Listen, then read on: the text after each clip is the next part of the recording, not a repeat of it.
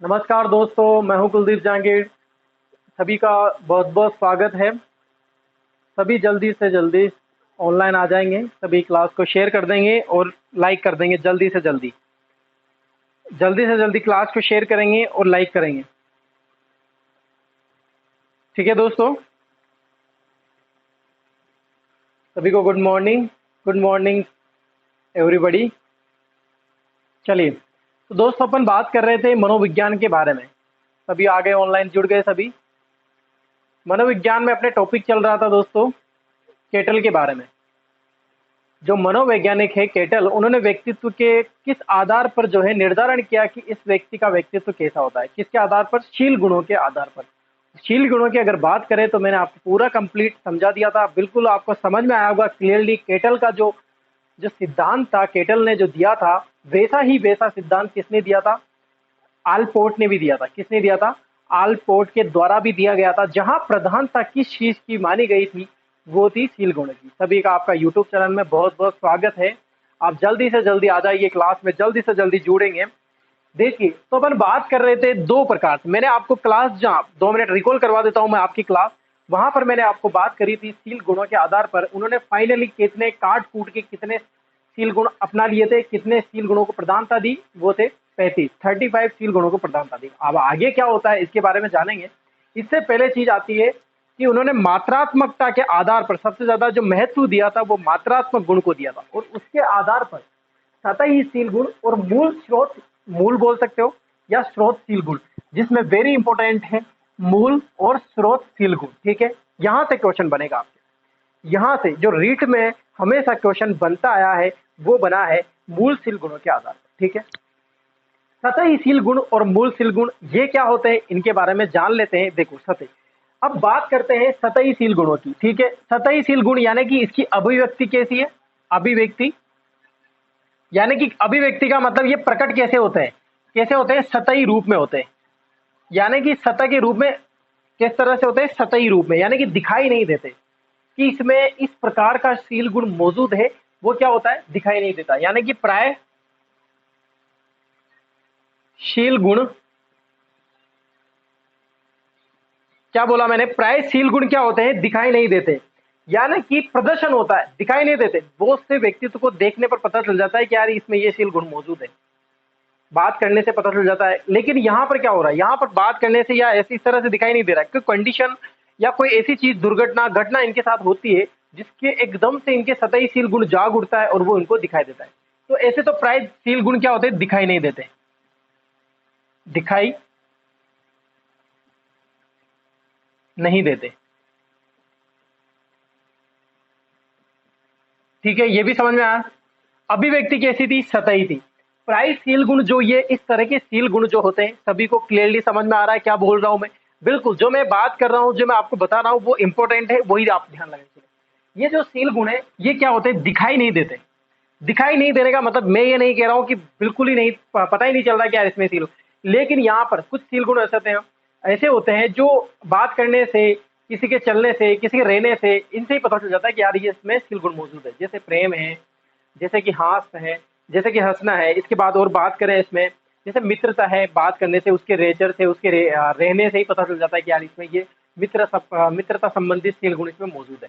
बाकी जो ये सतही शील गुण होते हैं इनकी प्रधानता ज्यादा नहीं होती, यानी कि इनसे व्यक्तित्व का निर्धारण नहीं किया जा सकता। व्यक्तित्व का निर्धारण नहीं किया जा सकता।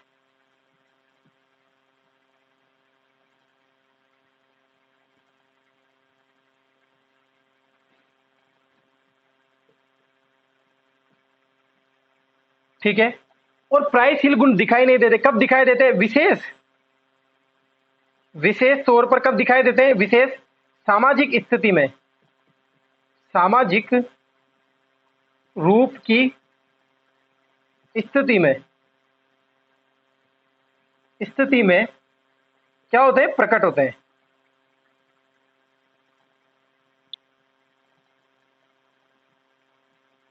विशेष रूप से जब उसके पास एक कंडीशन आ जाएगी, मान लो उसने देखा कि यहाँ पर कोई सामाजिक ऐसे एनवायरनमेंट में गया, उसको नजर आया कि यार यहाँ पर मुझे कोई दया करने की चीज है, यहाँ पर मुझे परोपकार करना चाहिए। तो ये जो ऐसे शील गुण होते हैं ये क्या कहलाते हैं? सतहीशील गुण कहलाते हैं। जैसे मान लो इसमें कौन सा असामाजिकता में गया और कौन सा शील गुण जाग उठा? जैसे परोपकार, वहां प्रेम करने लग गया। समाज में कोई चीज उसको बुरी देखी, किसी के साथ कुछ अत्याचार हो रहा है, किसी को शोषण हो रहा है, तो वहां पर उसे सांत्वना कर देना, प्रेम करना, क्रोध आना, ये सारी शील गुण एकदम से उसके पास क्या हुआ? सामने से सामाजिक परिस्थिति ऐसी बदली उसके सामने कि इस तरह के उसके सामने शील गुण निकले। अब वो जब ऐसे तो दिखाई नहीं दे रहे थे, लेकिन जब उसके सामने ऐसी कंडीशन आने लगी तो उसने अपने शील गुणों को दर्शाया। कब दर्शाया? ऐसी परिस्थितियों में। तो ऐसे तो व्यक्तित्व का निर्धारण किया ही नहीं जा सकता। यानी कि मान लो इस पे कोई विधि का अपन प्रयोग कर रहे हैं, तो वो विधि का प्रयोग करेंगे ना कि वो तो झूठा शील गुण दिखाएगा। हो सकता है उसको पता हो कि यार ये समाज में कार्य करने से स्वर्ग की प्राप्ति होती है, या फिर अपना देश में नाम होता है, या फिर होता है, तो वो तो झूठा भी दिखा सकता है। ऐसे नेचुरली तो वो नहीं कर रहा था, नेचुरली नहीं कर रहा है, मतलब सतही शील गुण उसमें मौजूद है। इस तरह से ये जो शील गुण पाए जाते हैं ये होते हैं सतही शील गुण। ठीक है, यहां तक सभी को समझ में आया कि नहीं आया? ठीक है, किस तरह से प्रायशील गुण दिखाई नहीं देते? अब दिखाई नहीं देते कैसे होते हैं? दिखाई नहीं दे रहे, विशेष रूप से सामाजिक रूप से स्थिति में प्रकट होते हैं। यानी कि क्या होते हैं? अनुभव किए जा सकते हैं। आप भी ऐसा भी बोल सकते हो, अनुभव किए जा सकते हैं, किए जा सकते हैं। क्लियर है? यहां तक सभी को समझ में आया? ठीक है, छोटी सी चीज है, ज्यादा इंपॉर्टेंट नहीं है। मेन इंपॉर्टेंट चीज आएगी मूल स्रोत शील गुण के बारे में, जो इससे इस जो मूल स्रोत शील गुण है इसके आधार पर व्यक्ति के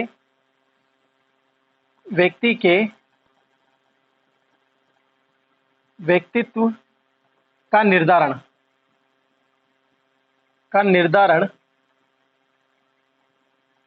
प्राय मूल शील गुणों से किया जाता है। मूल शील गुणों से किया जा सकता है।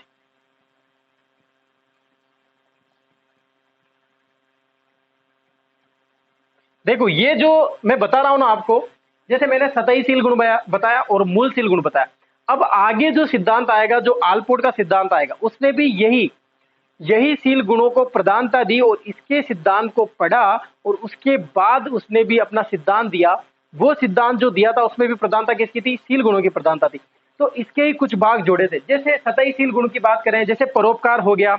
इसके बाद अनुभव करने वाली चीजें बहुत सारी रहती है, अनुभव कर सकते हैं अपन।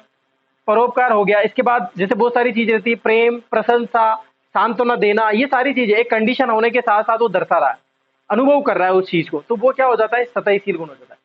जबकि व्यक्ति के व्यक्तित्व का निर्धारण प्राय मूल शील गुणों से किया जाता है। कौन से शील गुणों से? मूल शील गुणों से।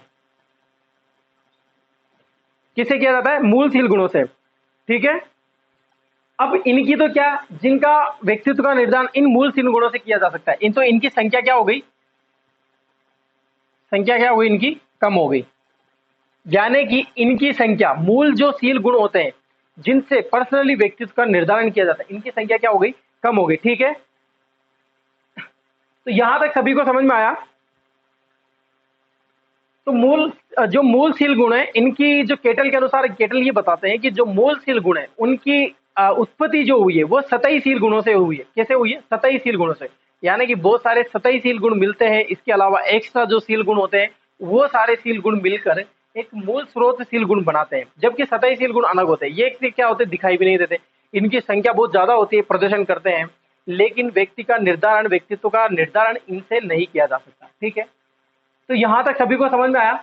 मूल स्रोत शील गुण ज्यादा इतना, मतलब इसमें सबसे बेस्ट चीज जो आएगी ना, जो इंपॉर्टेंट है, वो मैं आगे बताऊंगा आपको कि मूल शील गुणों की संख्या। आपके एग्जाम में इस तरह से पूछा जाएगा कि वो एग्जाम्पल दे देगा। क्या दे देगा? एक एग्जाम्पल दे देगा और आपसे पूछेगा कि ये किस प्रकार का शील गुण है।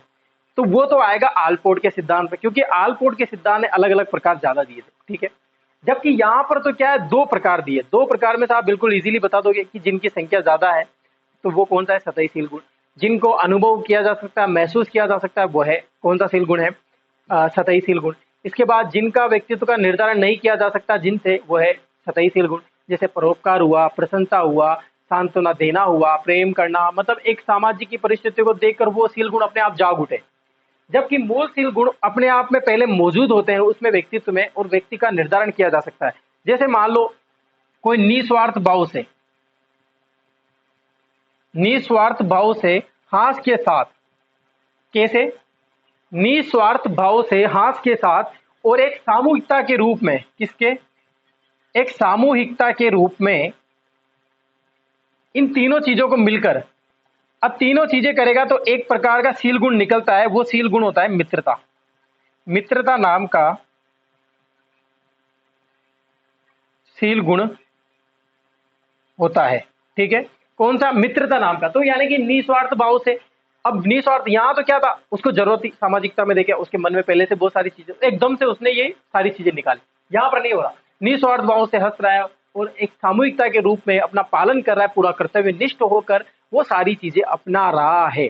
अब सारी चीजें अपनाने के बाद उसमें पता चल रहा है कौन सा सील गुण है, मूल सील गुण, और एक सील गुण निकलता है मित्रता। मित्रता निस्वार्थ भाव से किया जाने वाला प्रेम होता है मित्रता। ठीक है, तो ये इस तरह के जो सील गुण होते हैं, आप जैसे मित्रता समझ लो बस। एक क्रोध भी सील गुण हो सकता है, लेकिन अगर क्रोध भी तरीके से किया जाए तो मोस्ट मूल सील गुणों की जो संख्या हुई, जो 35 सील गुण बताए थे, उसमें कौन मौजूद था? मित्रता मौजूद था। ठीक है, यहां तक क्लियर होगा सभी को? ये भी आपके क्वेश्चन इस तरह से भी नहीं पूछा जाए, फिर भी मैंने आपको पूरा क्लियर करवा दिया कि अगर आपसे इस तरह से घुमा फिरा के कोई भी क्वेश्चन करे तो आपको किस तरह से आंसर लगाना है, ये भी मैंने आपको बता दिया। ठीक है, यहां तक सभी को समझ में आया? आप पहले इसको स्क्रीनशॉट ले लीजिए, फिर मैं आगे बताता हूं कि मूल सील गुणों के बारे में और क्या क्या बताया। इधर का लिख लेना, इधर का मैं बिठा दूंगा, इधर लिख दूंगा। ठीक है, लिख लिया सभी ने? लिख लीजिए आप जल्दी से, स्क्रीनशॉट ले लीजिए।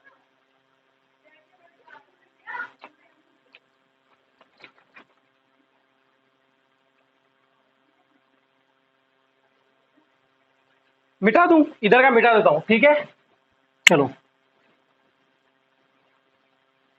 तो ये जो मूल सील गुण है, मैंने अभी तक आपको बताया कि केटल ने कितने, फाइनली कितने सील गुण काट के कितने सील गुण रख लिए? 35। ठीक है, तो केटल के अनुसार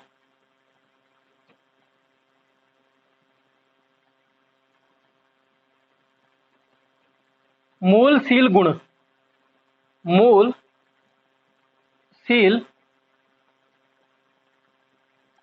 गुणों की संख्या कितनी है?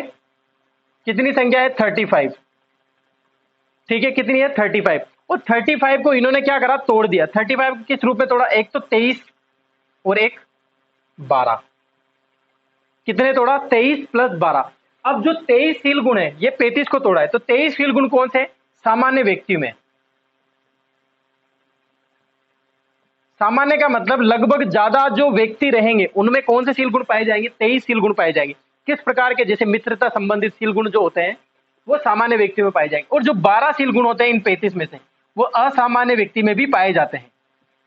असामान्य यानी कि असामान्य व्यक्तित्व का मतलब होता है व्यक्तित्व निर्धारण से। किससे? व्यक्तित्व विभिन्नता वाले जो बालक होते हैं, जो व्यक्ति होते हैं असामान्य, यानी कि दिखने में सामान्य जैसे नहीं दिखते, अलग तरह से दिखते हैं, वो असामान्य व्यक्तियों में पाए जाते हैं।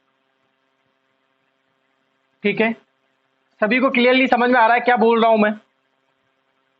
देखो, केटल के अनुसार मूल सील गुणों की संख्या कितनी थी? 35। ये मैंने आपको समझा दिया था कि फाइनली बहुत सारे सील गुण थे, 17,000 के लमसम, फिर 1,171 हुए, फिर उनको भी तोड़ा, फिर कितने? फाइनली 35। ये मैंने आपको एग्जाम्पल भी दिया था कि आपके 100 मार्क्स आते हैं, आपके 25 100 आप जो मोस्ट इंपोर्टेंट क्वेश्चन निकालते हो, फिर उसमें से कितने 50 रखे, फिर उससे कितने के 25 निकले, फिर लास्ट में आपने 10 मोस्ट इंपोर्टेंट क्वेश्चन उनमें से निकाले। उसी तरह से ये इंपोर्टेंट सील गुण इन्होंने 35 निकाले, फिर इनको दो भागों में तोड़ दिया, 23 और 12 सील गुण। 23 जो सील गुण केटल के अनुसार किन में पाए जाते हैं? सामान्य व्यक्तियों में। जैसे वो सील गुण है मित्रता संबंधित, निस्वार्थ, हाथ, सामूहिकता के रूप में पाया जाता है, वो है 23 में आ जाएगा। असामान्य व्यक्तियों में भी ऐसी चीजें पाई जाती है केटल के अनुसार, तो वो पाई जाती है, कम है, इनकी संख्या कितनी है? 12 है। ठीक है, अब जो 23 सील गुण है, 23 सील गुण है, इनकी फाइनली संख्या कितनी की? इन्होंने 16, और इसको क्या नाम दिया? 16 PF प्रश्नावली।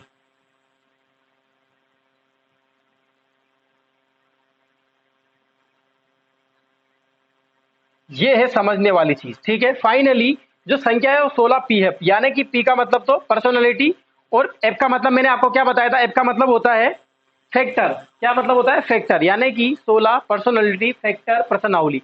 तो इसको नाम दिया जो 16, जो 16 क्या है? वो है सील गुण।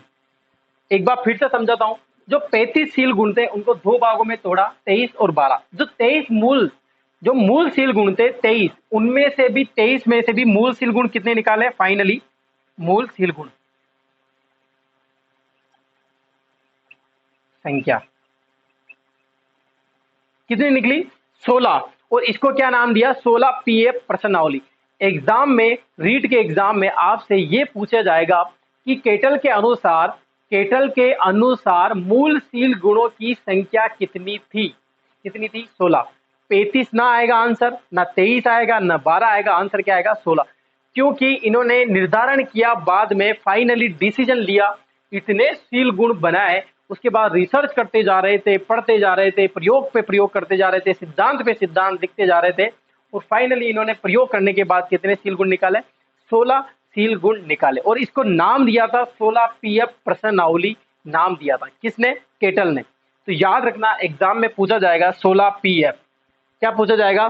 16 पीएफ। ऑप्शन में केटल आंसर आएगा तो केटल लगाना है, आलपोर्ट भी आएगा ऑप्शन में, आलपोर्ट मत लगा देना, गलत हो जाएगा। ठीक है, यहां तक सभी को समझ में आया? सतही शील गुण पढ़ा दिया। बात कर रहे थे मूल शील गुणों के बारे में, मूल शील गुण मैंने आपको पूरा समझा दिया है। उसके बाद पूरा क्लियर कर दिया, केटल के अनुसार मूल शील गुणों की संख्या 35 थी, 23 और 12 में तोड़ा। कितने भागों में? 23 और 12 में। और 23 को फिर फाइनली कितने में भागा? तो तोड़ा 16 पीएफ में, और इसको नाम दिया प्रश्नावली। ठीक है, क्लियर हुआ? तो ये होता है केटल का शील गुण का सिद्धांत कंप्लीट। ठीक है, समझ में आया? यहां तक क्लियर हुआ कि नहीं हुआ? इसके बाद आता है आलपोर्ट का सिद्धांत। ठीक है, ज्यादा टाइम नहीं लगेगा, आलपोर्ट का सिद्धांत आज खत्म कर देंगे। मैं इतना डीपली नहीं पढ़ाऊंगा आलपोर्ट का सिद्धांत, क्योंकि बहुत कुछ पहले परिभाषा बता चुका हूं। थोड़ा सा बताना है, कितने प्रकार दिए थे वो सारे समझाने हैं, लिखाना भी कम है। आप बिल्कुल डिटेल से समझना, फिर भी आराम से इजीली समझा दूंगा मैं आपको। आप पहले इसका स्क्रीनशॉट ले लीजिए।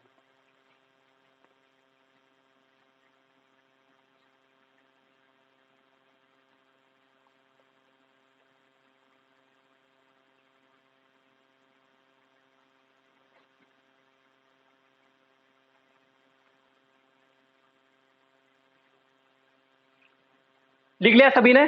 चलिए मिटा दो इसको। तो ये होती है बात शील गुणों के बारे में, जो आपको मैंने बताई है। किसके अनुसार? केटल के अनुसार। अब बात करते हैं अपन आलपोर्ट के अनुसार।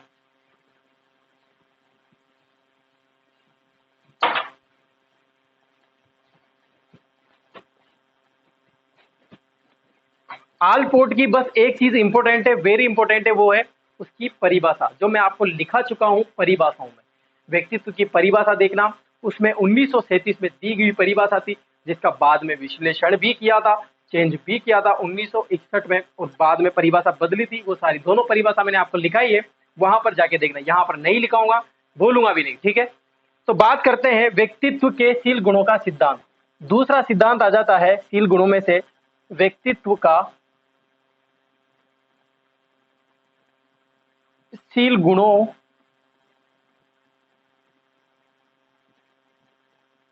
का सिद्धांत।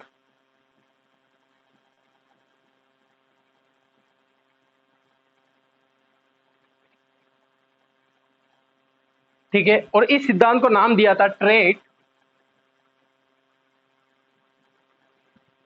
पर्सोनैलिटी थ्योरी। सभी को समझ में आ रहा है? दिख रहा है?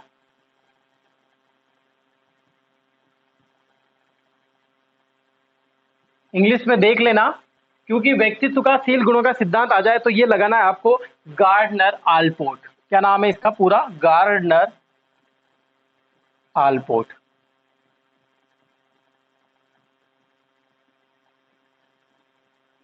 कहां के निवासी थे ये? अमेरिका के। अमेरिका में भी कहां के? इंडियाना के।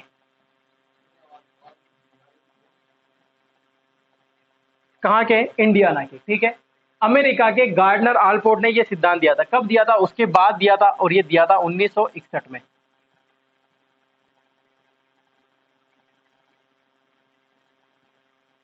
कब दिया था? 1961 में इन्होंने ये सिद्धांत दिया था। समझ में आया? व्यक्तित्व का शील गुणों का सिद्धांत है। इन्होंने भी प्रधानता किसकी रखी? एक एक चीज बात कर लेते, पूरी बात पहले कर चुका हूं।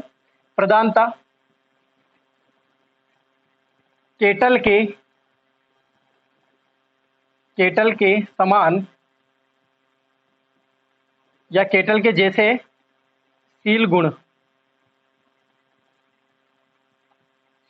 को, ठीक है, किसको प्रधानता दी? शील गुणों को प्रधानता दी।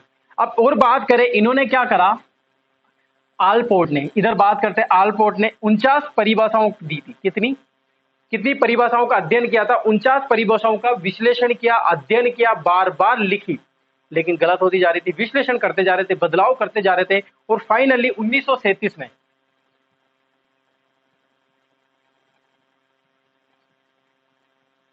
जिसमें से 1937 में बार बार सिद्धांत नहीं दिया था, परिभाषाओं का विश्लेषण कर रहे थे, बार बार पढ़ रहे थे, और 1937 में ही इन्होंने मोस्ट परिभाषा दी।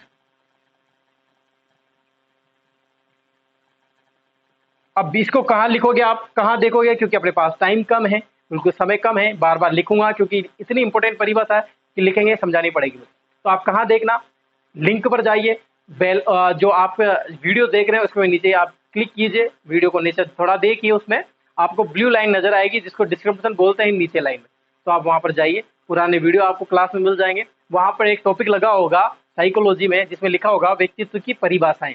उन परिभाषाओं में एक परिभाषा आलपोर्ट की परिभाषा थी, वो कब दी थी? 1937 में इन्होंने परिभाषा दी थी। कब दी थी? 1937 में। और 1937 में इस परिभाषा में विश्लेषण किया था इन्होंने 1961 में। क्या किया? परिभाषा में चेंज किया। क्या किया? परिभाषाओं में चेंज किया था, और परिभाषाओं में चेंज करके फिर बदलाव किए परिभाषा में, और वो भी मैंने आपको कहां पर लिखा रखी है, यहां पर देखोगे आप, व्यक्तित्व की परिभाषा में। यहां तक सभी को क्लियर हुआ कि नहीं हुआ? लिखाने की जरूरत नहीं है ना? बिल्कुल बता दीजिए मुझे, लिखाने की जरूरत नहीं है ना? बिल्कुल समझ रहे हो ना बात को? लिखाने की जरूरत नहीं है, बिल्कुल व्यक्तित्व की परिभाषा में जाना। वहां पर आलपोर्ट की परिभाषा दी थी, कब दी थी? याद रखना, 1937 में दी थी, और 1961 में इन्होंने अपनी परिभाषाओं में चेंज किया था, और उसके आधार पर ही इन्होंने शील गुणों को प्रधानता दी थी, जो केटल के शील गुणों से मिलती जुलती है। इसीलिए शील गुणों के आधार पर, जैसे सिगमंड फ्राइड ने प्रधानता किसको दी? मूल प्रवृत्तियों को प्रधानता दी, अचेतन मन, चेतन मन और अर्धचेतन मन को प्रधानता दी। तो वैसे ही इन्होंने शील गुण को प्रधानता दी। केटल के अनुसार शील गुण क्या होते हैं ये मैंने वहां पर बता दिया। अब आलपोर्ट के अनुसार शील गुण क्या होते हैं इसकी बात अपन आगे करेंगे, ठीक है? ये सारी चीज आपको समझ में आई। प्रधानता किसको दी? केटल के समान या केटल के जैसे ही किसको दी? शील गुण को दी, ठीक है? अब इनके अनुसार व्यक्तित्व, इनके अनुसार यानी कि आलपोर्ट के अनुसार,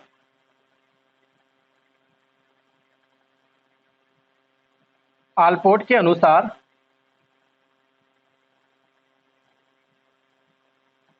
शील गुण, आलपोर्ट के अनुसार शील गुण क्या होता है ये भी मैंने आपको बता दिया था। इनके अनुसार ये होता है कि उद्दीपक देने पर विभिन्न प्रकार की भिन्न भिन्न तरीके से जो अनुक्रिया करते हैं, क्या करते हैं? भिन्न भिन्न प्रकार से जो समान रूप से अनुक्रिया करते हैं उद्दीपक के साथ। क्या? किसके साथ? उद्दीपक के, लिख देता हूं मैं, उद्दीपक के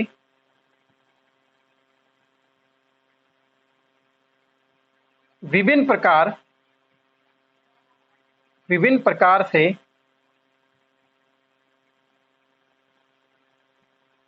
की गई अनुक्रिया।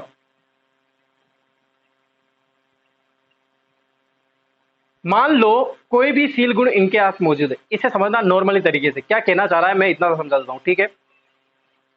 मान लो कोई उद्दीपक है, उसके उद्दीपक आपको जिस प्रकार का उद्दीपक है, ठीक है, थर्ड ग्रेड है, फर्स्ट ग्रेड है, RS है, तो इसके अनुसार आप कितना कार्य करोगे, ये आपका शील गुण है। जैसे उद्दीपक आप प्राप्त कर रहे हो, ये आपका शील गुण हो गया।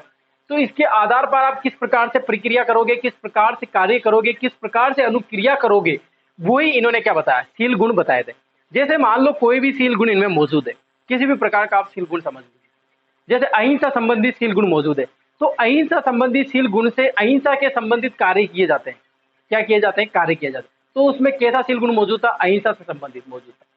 समझ में आया? तो इस प्रकार के अलग अलग, मान लो कोई अलग अलग तरह से विशेष प्रकार का शील गुण मौजूद है, तो विशेष प्रकार से अनुक्रिया करेगा, विशेष प्रकार से ढंग से दिखने की कोशिश करेगा, तो उसमें विशेष प्रकार की क्या होगी? व्यक्तित्व पाया जाएगा। ये अलग अलग तरीके से, तो इन्होंने परिभाषा में जो बताना चाह रहे थे ना, वो ये बताना चाह रहे थे कि अनुसार विभिन्न प्रकार के जो कार्य किए जाते हैं, जो क्रियाएं की जाती है, समान रूप से जो अनुक्रियाएं की जाती है उद्दीपक को लेकर, तो वही क्या होता है? वही क्या होता है? इनके शील गुण होते हैं। किन के अनुसार ये शील गुणों की परिभाषा दी? आलपोर्ट के अनुसार। क्लियरली समझ में आया? सभी को समझ में आ रहा है ना?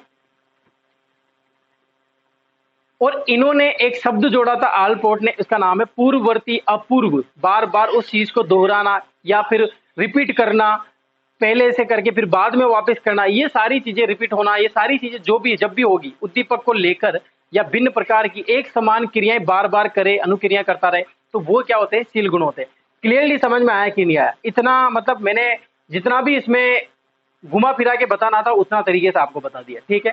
वहां फिर भी आपको डेफिनेशन नहीं पूछा जाएगा, मोस्ट इंपोर्टेंट पूछा जाएगी इसकी परिभाषा, ठीक है। जो आप व्यक्तित्व की परिभाषा में जाना, वहां पर आलपोर्ट की अगर परिभाषा जाए उसमें भी एक वर्ड आएगा अपूर्व, पूर्ववर्ती, अपूर्व गत्यात्मक संगठन है, ये सारी चीजें आएगी। तो वो अपूर्व गत्यात्मक संगठन अगर आ जाए ना तो समझ लेना किसकी परिभाषा है?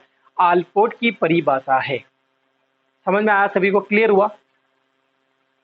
आलपोर्ट के अनुसार शील गुण उद्दीपक के विभिन्न प्रकार की गई अनुक्रियाएं, ठीक है। 49 परिभाषाओं पर विश्लेषण कर रहे थे, इन पर काम कर रहे थे। 1937 में फाइनली इन्होंने अपनी परिभाषा दी और चेंज किया था 1961 में, ठीक है। आप स्क्रीनशॉट ले लीजिए, फिर आगे बात करते हैं।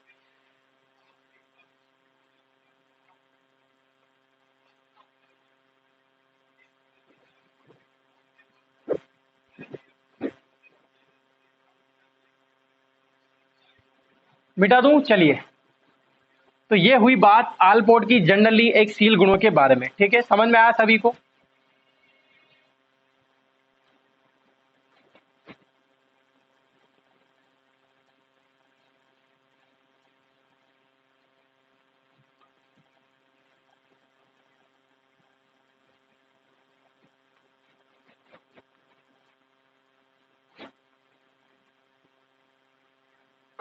ठीक है। और बात करें व्यक्तित्व के आलपोर्ट के सिद्धांत के बारे में, और व्यक्तित्व के सिद्धांत के बारे में पाए जाते हैं। तो इनके अनुसार, के अनुसार, आलपोर्ट के अनुसार, किसके अनुसार? आलपोर्ट के अनुसार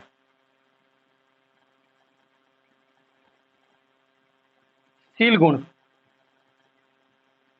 प्रत्येक व्यक्ति में पाए जाते हैं, प्रत्येक व्यक्ति में पाए जाते हैं, ठीक है। ये भी क्लियर हुआ। ये कौन बोल रहे हैं? आलपोर्ट। कौन से साहब बोल रहे हैं? आलपोर्ट साहब बोल रहे हैं। कैसे होते हैं? अभिप्रेरणात्मक होते हैं इनके अनुसार। वो तो थे मात्रात्मक, और ये कैसे होते हैं? अभिप्रेरणात्मक।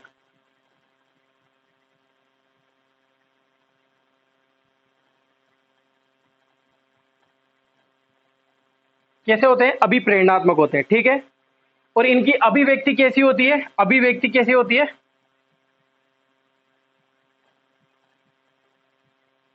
कैसी होती है? सतही।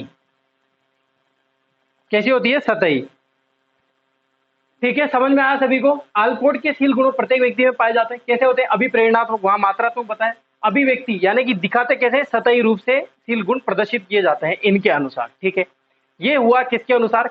आलपोर्ट के अनुसार। अब क्या होता है कि इन्होंने कुछ प्रकार दिए थे, एक चार्ट बनाया, बिल्कुल उस तरह से अपन व्यक्तित्व को पढ़ेंगे, ठीक है।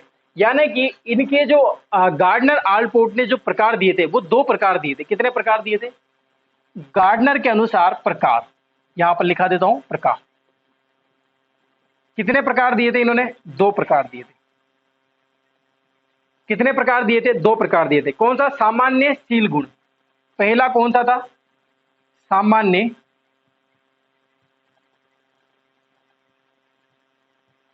शील गुण। कौन सा था? पहला सामान्य शील गुण। गार्डनर आलपोर्ट ने जो व्यक्तित्व की अभिप्रेरणात्मकता के आधार पर जो प्रकार दिए वो थे 2 प्रकार, सामान्य शील गुण और थे व्यक्तित्व शील गुण। दूसरा आता है सेकंड नंबर पे व्यक्तित्व शील गुण। और जो ये व्यक्तित्वशील गुण है यहां पर पूर्ववर्ती लगाया गया था, यानी कि इन शील गुणों के आधार पर इन्होंने बाद में चेंज कर दिया और क्या लगा दिया? पूर्ववर्ती लगा दिया। क्या लगा दिया? पूर्ववर्ती। तो आप इसको क्या बोल सकते हो? व्यक्तित्व पूर्ववर्ती भी बोल सकते हो, व्यक्तित्वशील गुण भी बोल सकते हो, और यहां पर नियमानिक शील गुण भी बोल सकते हो, यानी कि नियम पर आधारित शील गुण भी आप बोल सकते हो। ये इन्होंने कितने बताए? शील गुणों के आधार पर क्या प्रकार बताए? कितने प्रकार थे? 2 प्रकार थे, ठीक है। अब दोनों मैं आपको लिखा दूं, ये दोनों प्रकार समझ में आ गया सभी को? गार्डनर आलपोर्ट के अनुसार कितने प्रकार थे? 2 प्रकार थे, ठीक है। आप इसका स्क्रीनशॉट ले लीजिए, फिर आगे बताते हैं।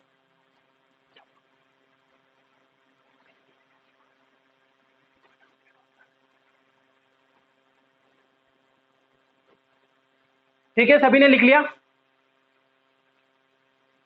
तो समझ में आपको सभी को दो प्रकार आपको ध्यान रखने हैं।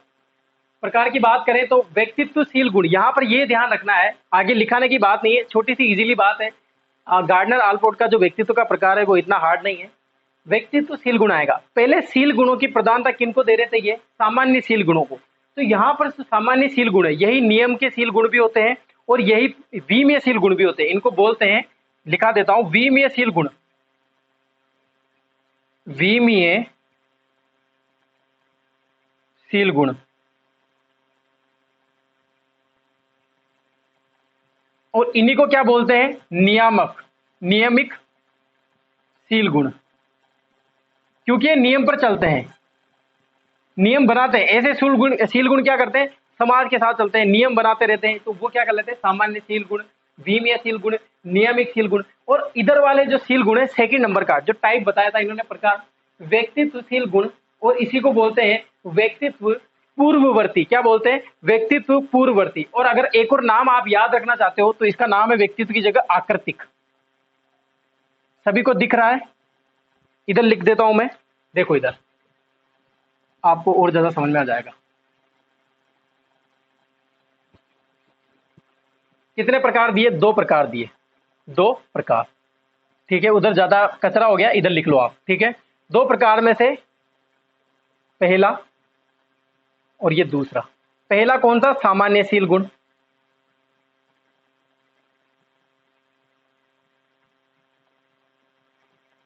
ठीक है, इसी को क्या बोला? विमीयशील गुण भी बोला।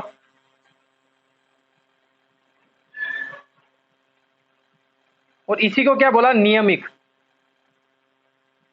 यानी नियम पर चलने वाला शील गुण, जो नियम बनाता हो, जो नियम प्रदर्शित करता हो, वही शील गुण।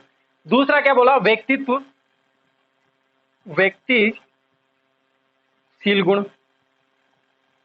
बाद में इन्होंने क्या करा? ये जो शील गुण है ये हटा दिया, क्योंकि शील गुण इधर लग रहा था, तो इन्होंने सोचा कि शील गुण शब्द हटा देते हैं। तो व्यक्तित्व शील गुण की जगह क्या किया? व्यक्तित्व क्या किया? पूर्ववर्ती। और इसी को क्या नाम बोलते हैं? एक क्या नाम बोलते हैं? आकृतिक, आकृतिक पूर्ववर्ती। ये भी समझ में आया? सभी को क्लियर हुआ? तो ये होते हैं इनके शील गुण प्रकार।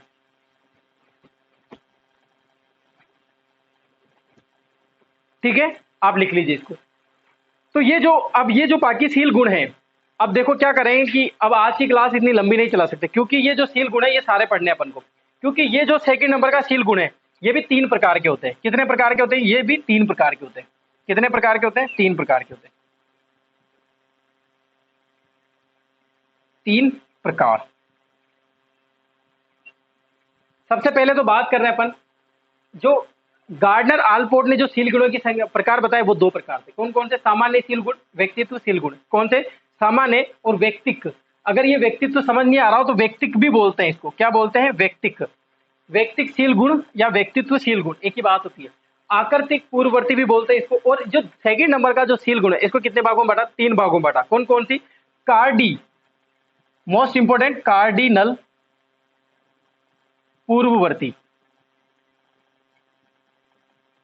क्या बोला? कार्डिनल पूर्ववर्ती। ठीक है, ये पूर्ववर्ती जो लगा रहा हूं क्योंकि ये शील गुण नहीं लगेंगे, पूर्ववर्ती लगेंगे। यहां पर मैंने बताया ना आपको, मैं आगे लिखा भी दूंगा, जब अपन आगे एक एक शील गुण पढ़ेंगे ना तो मैं आपको बता दूंगा कहां पर इन्होंने चेंज किया था। ठीक है, और आता है केंद्रीय, केंद्रीय पूर्ववर्ती।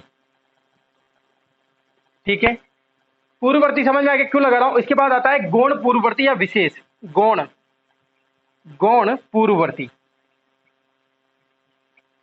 अब अपन को पढ़ने ये सारे हैं, यानी कि ये भी पढ़ना है, ये भी पढ़ना है, और ये कितने भाग? तीन प्रकार में बांटे।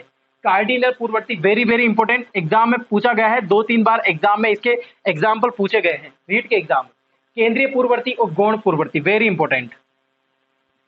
समझ में आया? एक बार फिर से बोलता हूं, जो व्यक्तित्व का शील गुण का सिद्धांत था, जो अभिप्रेरणात्मक के आधार पर इन्होंने बताया कि इन्होंने सतही को भी प्रधानता दी, यानी कि सतह को ही माना है इन्होंने। किसको माना? सतही को भी। यानी कि एक तरह से व्यक्तित्व की मूल शील गुण की झलक तो आती ही आती है, लेकिन उसके साथ सतही को भी प्रधानता दी। और इसके आधार पर इन्होंने क्या बताया? दो प्रकार दिए। कौन कौन से? सामान्य शील गुण। अब सामान्य शील गुण ये वही शील गुण है जो वहां पर कौन से सतही शील गुण थे। व्यक्तिक शील गुण या व्यक्तिक पूर्ववर्ती या आकृतिक पूर्ववर्ती ये वही है जो वहां पर मूल प्रवृत्ति। ठीक है, इनको कितने भागों में बांटा, 3 भागों में। कार्डिनल पूर्ववर्ती, केंद्रीय पूर्ववर्ती और गौण पूर्ववर्ती। ये चार्ट आपको याद रखना है, प्रकार आपको याद रखने हैं, नाम आपको याद रखने हैं, किसने दिए थे ये भी आपको याद रखना है। ठीक है, अब इनको एक क्लास और एक्स्ट्रा लगानी पड़ेगी, इसके बाद फाइनली व्यक्तित्व खत्म कर दूंगा मैं। एक क्लास और इंतजार कीजिए आप, इसके बाद व्यक्तित्व खत्म हो जाएगा। तो आलपोर्ट का सिद्धांत आपको आज कैसा लगा प्लीज मुझे बताइए, रिप्लाई कीजिए, कमेंट कीजिए, शेयर कीजिए ज्यादा से ज्यादा। आपको बहुत बहुत धन्यवाद।